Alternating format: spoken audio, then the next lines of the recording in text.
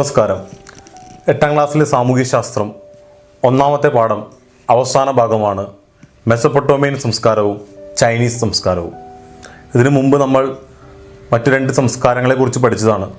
Indus Valley സിവിലൈസേഷനും അതുപോലെ തന്നെ Egyptian സിവിലൈസേഷനും. ഇത് രണ്ടും നമ്മൾ പഠിച്ചു കഴിഞ്ഞതാണ്. ഇനി അടുത്തത് വരുന്നത് മെസപ്പൊട്ടോമിയൻ സിവിലൈസേഷനും ചൈനീസ് സിവിലൈസേഷനും.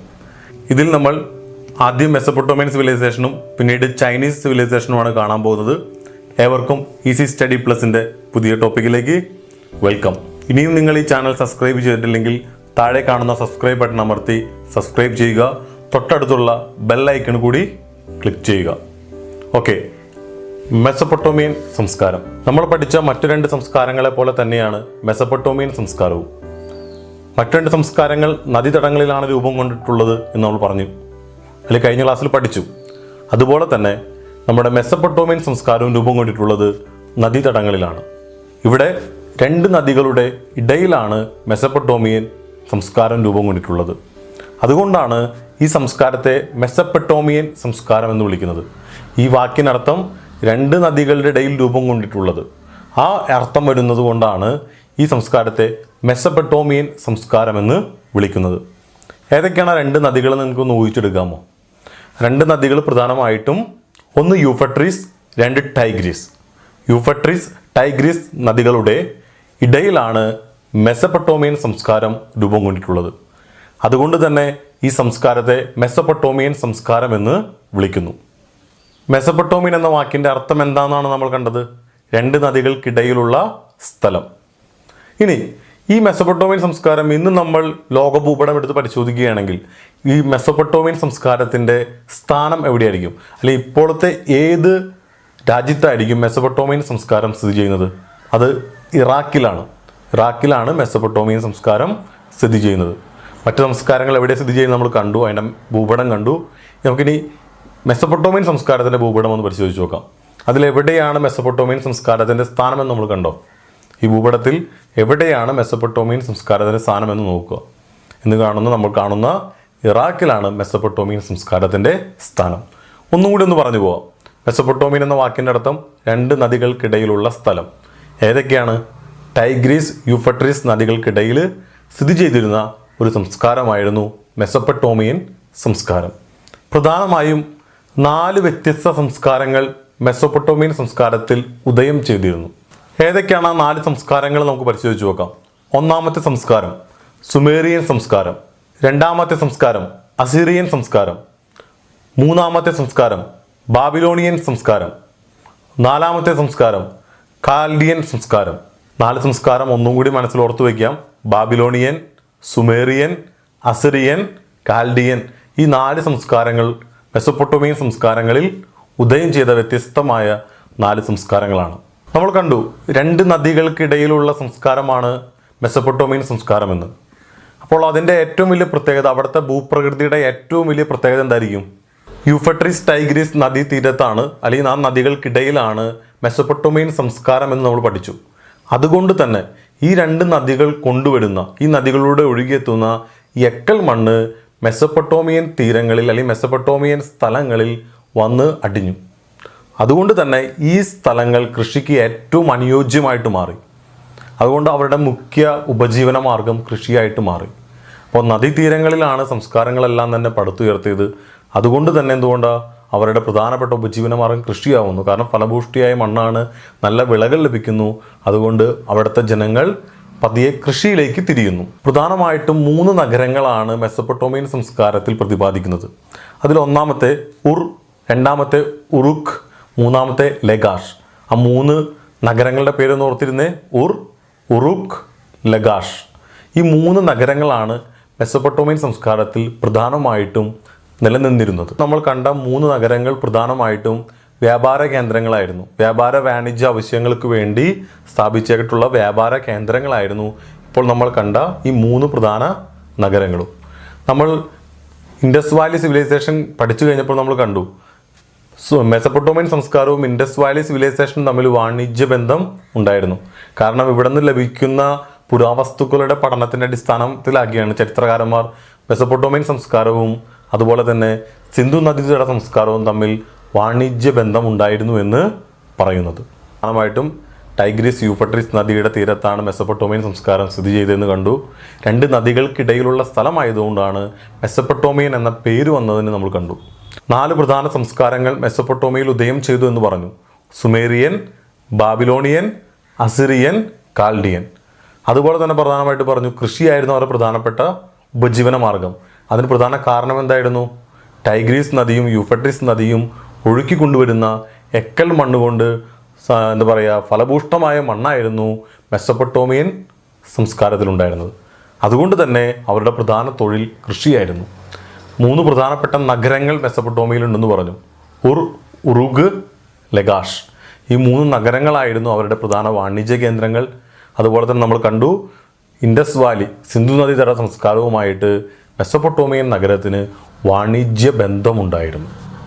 ഈജിപ്ഷ്യൻ സംസ്കാരത്തിന് ഹൈറോഗ്ലിഫിക്സ് ലിപി ആയിരുന്നതുപോലെ മെസപ്പൊട്ടോമിയൻ സംസ്കാരത്തിന് അവർക്ക് സ്വന്തമായിട്ടൊരു ലിപി ഉണ്ടായിരുന്നു. ക്യൂണിഫോം എന്നാണ് ആ ലിപിയുടെ പേര്. മാറിപ്പോയത് യൂണിഫോം അല്ല, ക്യൂണിഫോം.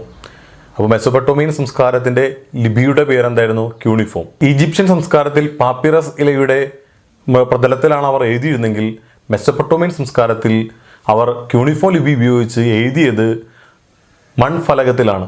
അതായത് മണ്ണുകൊണ്ട് കുഴച്ച് ഒരു പ്ലേറ്റ് പോലെ ഒരു ഫലകമുണ്ടാക്കും. അതിൽ കൂർത്ത മുനയുള്ള ആണികൾ കൊണ്ട് എഴുതും. അങ്ങനെ ആ എഴുതി വെച്ചിരിക്കുന്ന കാര്യങ്ങൾ ഉണക്കി സൂക്ഷിക്കും. അപ്പോൾ ക്യൂണിഫോം ലിപി എഴുതിയത് എങ്ങനെയാണ്?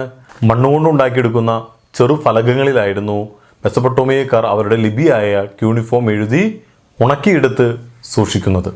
ജ്യോതിശാസ്ത്ര രംഗത്തും ഗണിതശാസ്ത്ര രംഗത്തും അവർ പുരോഗതി കൈവരിച്ചിരുന്നു. മെസപ്പൊട്ടോമിയക്കാർ പ്രധാനമായിട്ടും ജ്യോതിശാസ്ത്ര രംഗത്തും ഗണിത രംഗത്തും അവരുടേതായ പുരോഗതികൾ വരിച്ചിരുന്നു. ഈജിപ്ഷ്യൻകാർ സൂര്യനെ അടിസ്ഥാനമാക്കി കലണ്ടർ ഉണ്ടാക്കി കഴിഞ്ഞപ്പോൾ മെസപ്പൊട്ടോമിയക്കാർ പ്രധാനമായിട്ടും എന്ത് ചെയ്തു? ചന്ദ്രനെ അടിസ്ഥാനമാക്കിയാണ്, ചന്ദ്രൻ്റെ ചലനങ്ങളെ അടിസ്ഥാനമാക്കിയാണ് അവർ കലണ്ടർ ഉണ്ടാക്കിയത്. ഈ ചന്ദ്ര കലണ്ടറിൻ്റെ അടിസ്ഥാനത്തിൽ ഒരു വർഷത്തിൽ 12 മാസം, അതുപോലെ തന്നെ ഒരു മാസത്തിൽ 4 ആഴ്ചകൾ, ഒരു ദിവസത്തിൽ 24 മണിക്കൂർ, ഇതായിരുന്നു അവരുടെ കലണ്ടർ. അവരുടെ കലണ്ടർ അനുസരിച്ച് 12 മാസങ്ങളുണ്ടായിരുന്നു.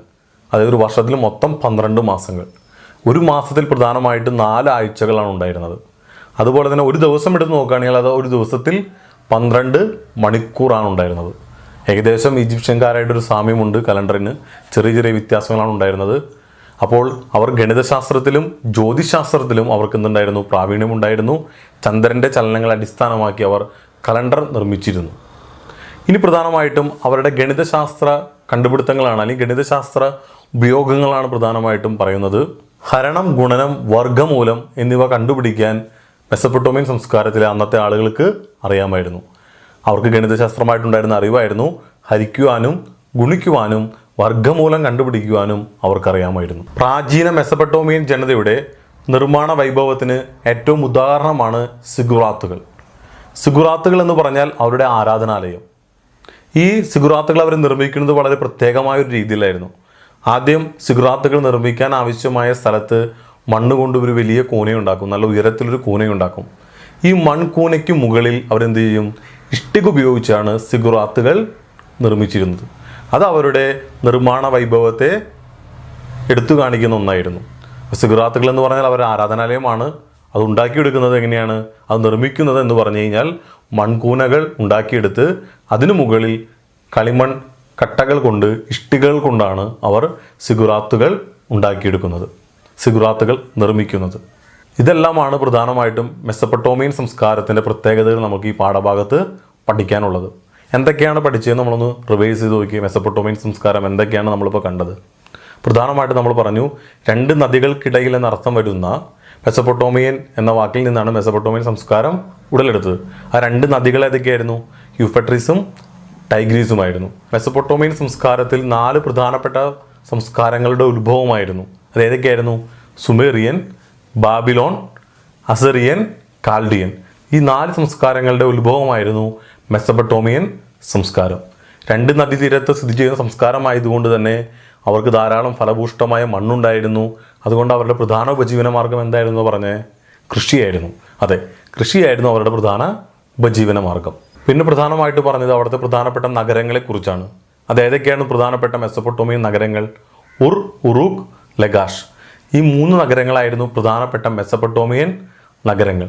പിന്നെ നമ്മൾ എന്താണ് കണ്ടത്? മെസപ്പൊട്ടോമിയൻ നഗരങ്ങളിൽ പഴയ ഇൻഡസ് ജനതയുമായിട്ട് അല്ലെങ്കിൽ പഴയ സിന്ധു നദീതട സംസ്കാരവുമായിട്ട് വാണിജ്യബന്ധം അവർക്ക് ഉണ്ടായിരുന്നു എന്ന് പറഞ്ഞു.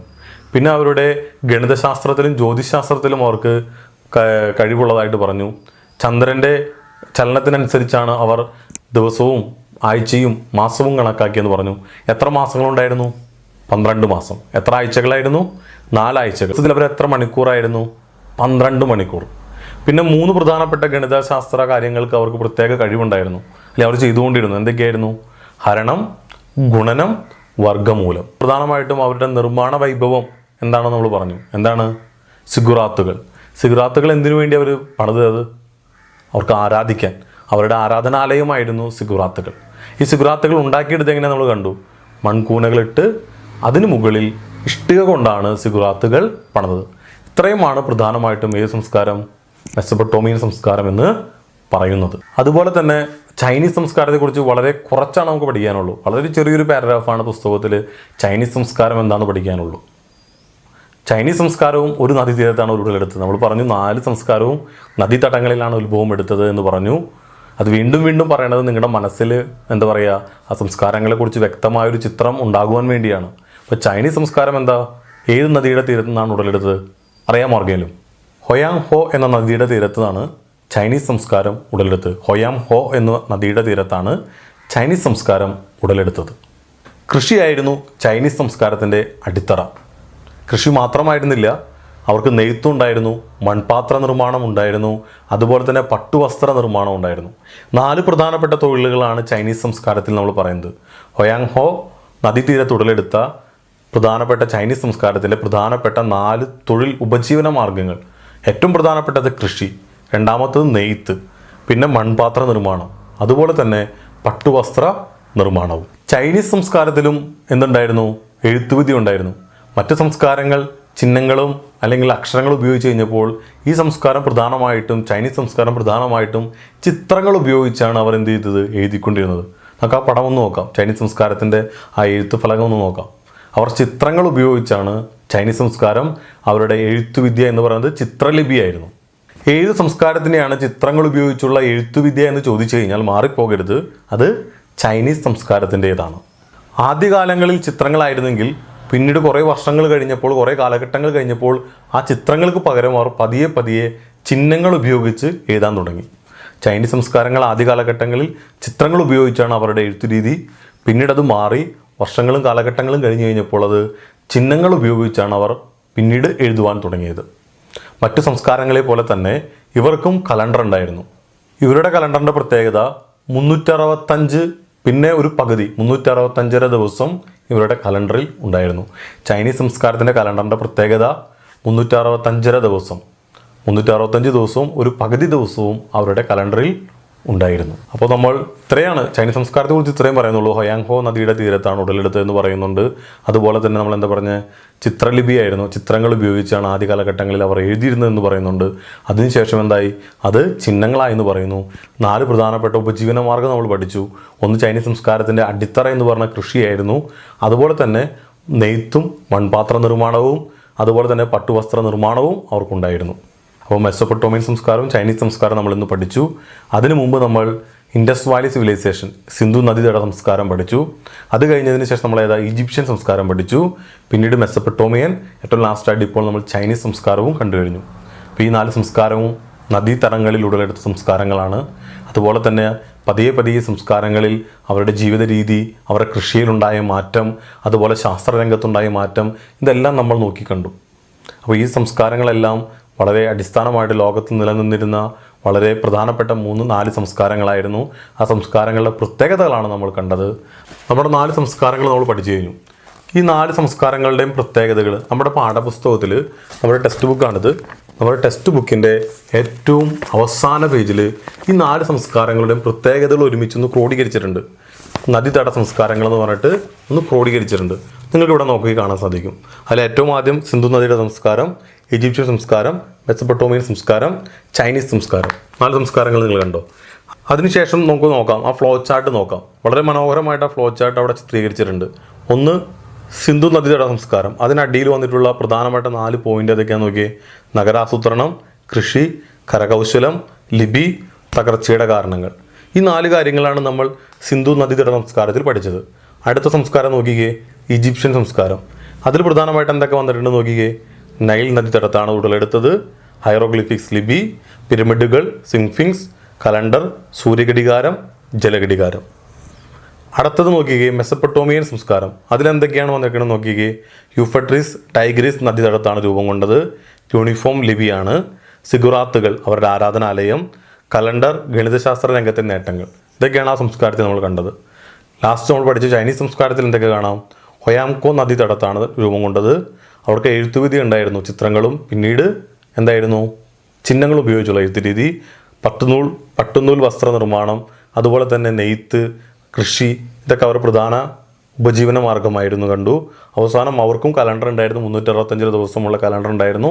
ഈ കാര്യങ്ങൾ നമ്മൾ കണ്ടു. അപ്പോൾ ഈ ചാർട്ട് നിങ്ങൾ പെട്ടെന്ന് പഠിച്ചു കഴിഞ്ഞാൽ ഈ ചാർട്ട് നിങ്ങളൊന്ന് വരച്ച് വെച്ചിട്ട് പല പ്രാവശ്യം വായിച്ചു നോക്കിയാൽ ഈ സംസ്കാരങ്ങൾ 4 സംസ്കാരവും നമ്മുടെ മനസ്സിൽ പെട്ടെന്ന് പതിയും. അപ്പോൾ ടെക്സ്റ്റ് ബുക്കിന് അവസാനം 38ാമത്തെ പേജിലുള്ള ചാർട്ട്, ഫ്ലോ ചാർട്ട് നമ്മൾ നോക്കുക. ഈ ഫ്ലോ ചാർട്ട് നോക്കി വെച്ച് കഴിഞ്ഞാൽ അത് നന്നായിട്ടൊന്ന് പഠിച്ച് ഒരു വളരെ മനോഹരമായിട്ടൊന്ന് എഴുതി നിങ്ങൾ സൂക്ഷിക്കുകയാണെങ്കിൽ നിങ്ങൾക്ക് ഈ പാഠഭാഗം വളരെ എളുപ്പത്തിൽ പഠിക്കാൻ പറ്റും. ഓക്കെ, അടുത്ത ലെസണുമായിട്ട് നമുക്ക് വീണ്ടും കാണാം. ഏതെങ്കിലും കുട്ടികൾ ഈ ചാനൽ സബ്സ്ക്രൈബ് ചെയ്തിട്ടില്ലെങ്കിൽ സബ്സ്ക്രൈബ് ചെയ്യുക. പുതിയ ക്ലാസ്സുകൾ നിങ്ങൾക്ക് വളരെ എളുപ്പത്തിൽ കിട്ടുവാൻ വേണ്ടിയാണ്. നന്ദി, നമസ്കാരം.